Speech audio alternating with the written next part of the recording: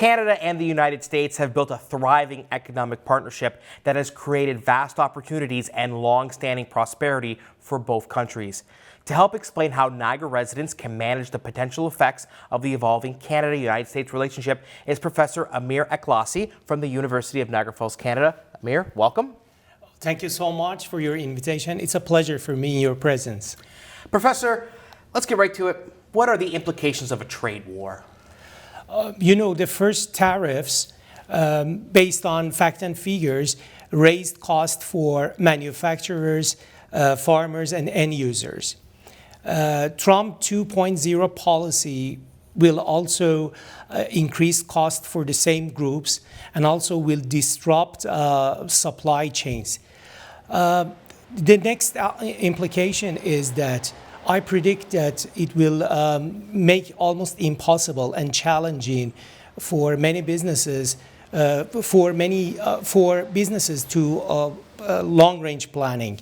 So, as Michael Porter, professor of strategy in Harvard Business School, warned us, this new policy, this new political system is not designed to serve the public interest.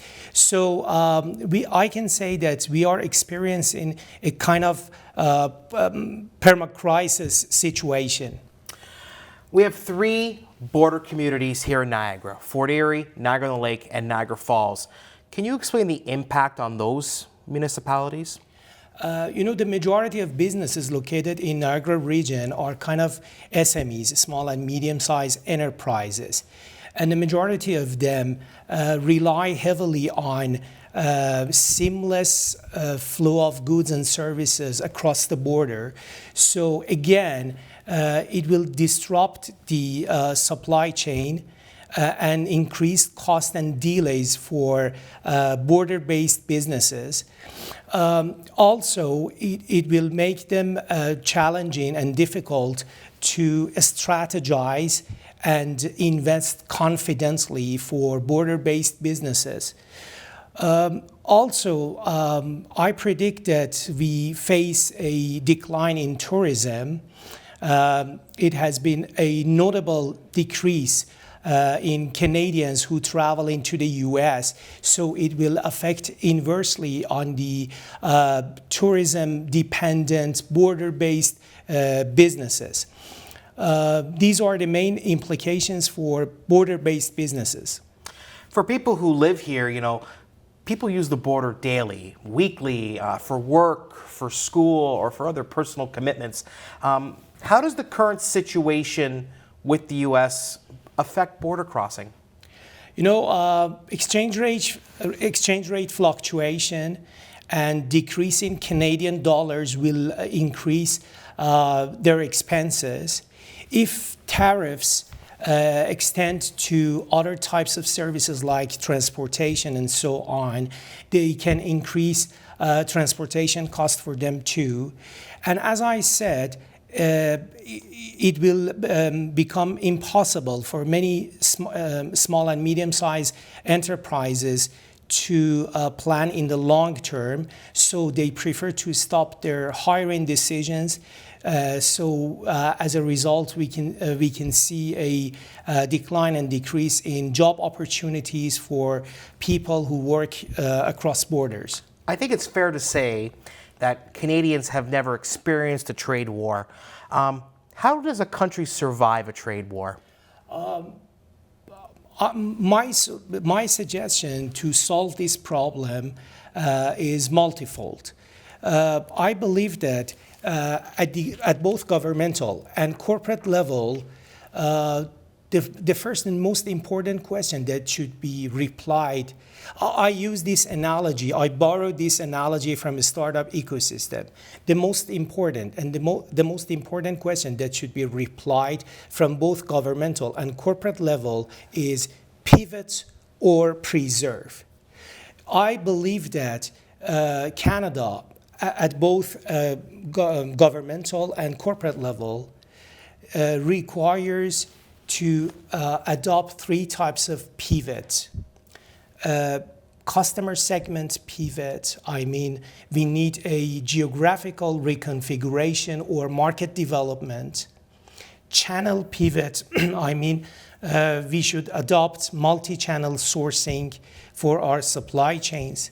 An engine of growth pivot, I mean, we should add other revenue streams beside from the US, other revenue stream. We should avoid over-reliance of our revenue stream from the US part.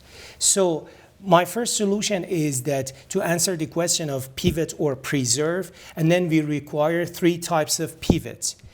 And my another solution is that we should apply the concept of quiet diplomacy, which is quite popular among Southeast Asian countries.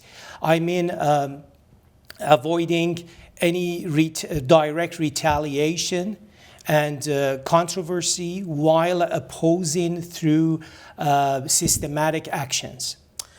In your opinion, would you agree that one positive, I guess, takeaway from this is seeing that desire to make everyday choices that benefit Canadian companies? I absolutely agree that one of the most important takeaway of this tariff uncertainty, I prefer to use the term tariff uncertainty at the moment rather than tariff war, because 2 governments are negotiating on a weekly basis. One of the most important takeaway from this tariff uncertainty is the increasing awareness among users to support local businesses. When people support local businesses, not only they support local businesses, but they also foster the broader idea of national pride. And national pride and resident satisfaction are 2 important foundations for country branding, for branding Canada as a country as a whole. So this is a very important takeaway. Also, as people adopt the mindset of buy local concept, they will support local businesses. And when local businesses grow, they will have opportunities to expand their market scope beyond North American borders. Amir, in your opinion, for residents living here in Niagara, what can we do to keep the faith that our region will thrive during the trade uncertainty? Yeah, my solution for this region is also multifold. First, we can emphasize our unique identity as a place for entrepreneurship, fun and entertainment, and craftsmanship. Also, we can focus on, we can promote Niagara region as a place for innovation, entrepreneurship. In this way, we can have appeal for both local residents and external users too. Also, I highly suggest that we should diversify our industry's focus. During the past years, Niagara region has focused on wine production, agriculture, and local manufacturing. We can expand our focus into other industries like tech, like manufacturing, and so on. So another solution is that to diversify our focus, our industry focus, and also the last but not least is that we can help and contribute to create a collaborative ecosystem among educational institutions like University of Niagara Falls and Niagara Innovation Hub, governmental organizations, and also other entities to create an ecosystem in which to support local SMEs, small and medium-sized enterprises. Well, Professor, thank you so much for coming by, and best of luck with your new role here at the University of Niagara Falls. Thank you so much for inviting me.